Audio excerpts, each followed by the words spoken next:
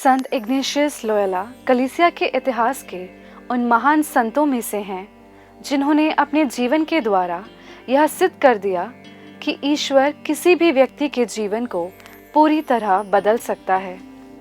वे केवल एक संत ही नहीं थे, बल्कि एक महान आध्यात्मिक गुरु, विवेक के शिक्षक, प्रार्थना के मार्गदर्शक और सोसाइटी ऑफ जीसस जेसुइट संघ के संस्थापक भी थे। उनका जीवन हमें यह सिखाता है कि जब मनुष्य अपनी इच्छाओं को छोड़कर ईश्वर की इच्छा को स्वीकार करता है, तब उसका जीवन केवल स्वयं के लिए नहीं बल्कि पूरी दुनिया के लिए आशीर्वाद बन जाता है।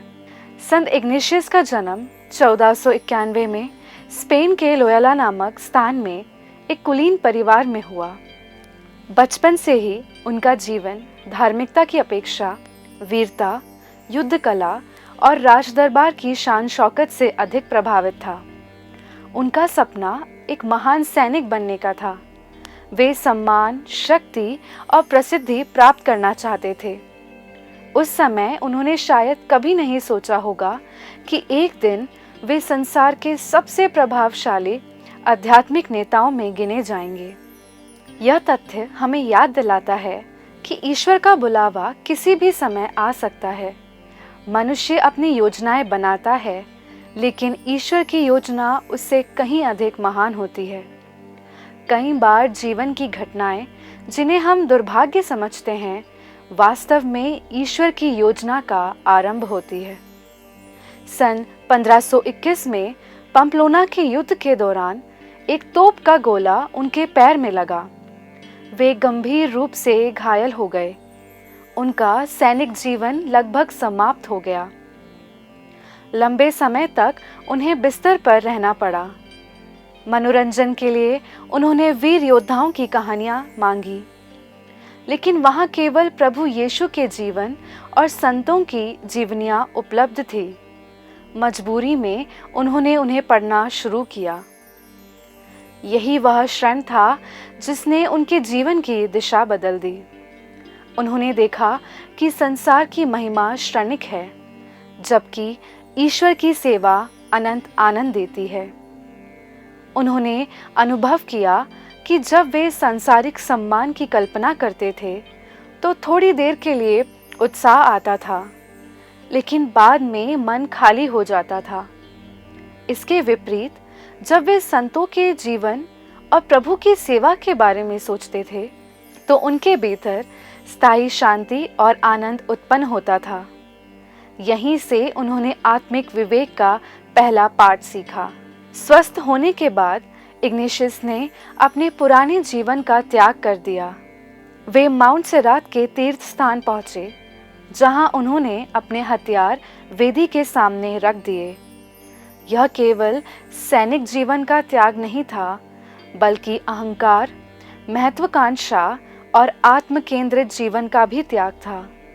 उन्होंने यह घोषणा की कि अब वे किसी सांसारिक राजा के नहीं, बल्कि प्रभु यीशु मसीह के सैनिक होंगे। इसके बाद उन्होंने मनेरेसा नामक स्थान में कई महीने प्रार्थना, तपस्या और आत्मचिंतन में बिताए। वहीं उन्हें गहरे आध्यात्मिक अनुभव प्राप्त हुए। इन्हीं अनुभवों के आधार पर उन्होंने बाद में प्रसिद्ध आध्यात्मिक साधनाएं लिखी। यह केवल प्रार्थनाओं की पुस्तक नहीं है, बल्कि ईश्वर की इच्छा को पहचानने और उसके अनुसार जीवन जीने की एक आध्यात्मिक यात्रा है। संत इग्नेशियस ने बाद में शिक्षा प्राप्त की और कुछ साथियों के साथ मिलकर 1540 में सोसाइटी ऑफ जीसस की स्थापना की। इस संघ का उद्देश्य था सुसमाचार का प्रचार, शिक्षा का प्रसार, आध्यात्मिक मार्गदर्शन और जहां भी कलीसिया की सबसे अधिक आवश्यकता हो वहां सेवा करना।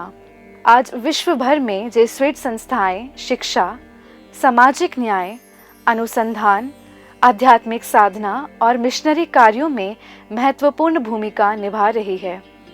उनका प्रसिद्ध आदर्श वाक्य था एड मजोरम डेई ग्लोरियम, अर्थात ईश्वर की अधिकतम महिमा के लिए। यह केवल एक वाक्य नहीं, बल्कि उनके संपूर्ण जीवन का उद्देश्य था। वे चाहते थे कि मनुष्य जो भी कार्य करे, चाहे पढ़ाई हो, नौकरी हो, सेवा हो, परिवार का जीवन हो या प्रार्थना, सब कुछ ईश्वर की महिमा के लिए करें। 31 जुलाई 1556 को संत इग्नेशियस का निधन हुआ। उनका शरीर समाप्त हो गया, लेकिन उनकी आध्यात्मिक विरासत आज भी पूरे विश्व में जीवित है। अंततः संत इग्नेशियस लोयोला का जीवन हमें 3 महान शिक्षाएं देता है। पहली, जीवन की हर परिस्थिति में ईश्वर की योजना को पहचानना। दूसरी, आत्मिक विवेक के द्वारा सही निर्णय लेना। और तीसरी, अपने संपूर्ण जीवन को ईश्वर की अधिकतम महिमा के लिए समर्पित करना।